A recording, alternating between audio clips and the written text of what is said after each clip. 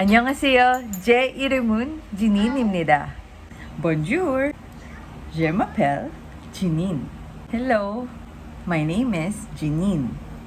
Kumusta? Ang pangalan ko ay Jinin.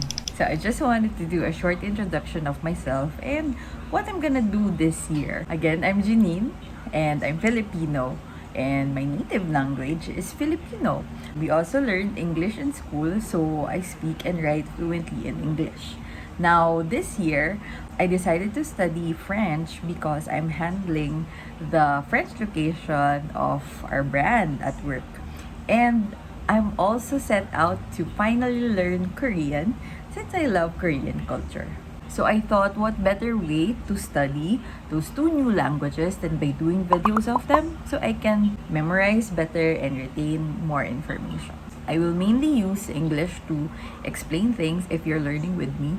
I will try to make subtitles whenever I speak in another language that's not English. I may change the format and try other types of content soon, but for now, this is what I decided to do. And if you're wondering why I renamed my channel to GinJa Noona, it's because, well, Noona is easier to explain because I'm 30 now, and to most of Korean learners, I'm kinda old, middle age, whatever. But GinJa, I wanted to explain that. So GinJa is a combination of my first name, Jinin, so Jin, and Ja, which is my nickname at home when I was younger. So I was called Jaja, and I'm still called Jaja by my parents and some of my relatives now. I combined the two and GinJa.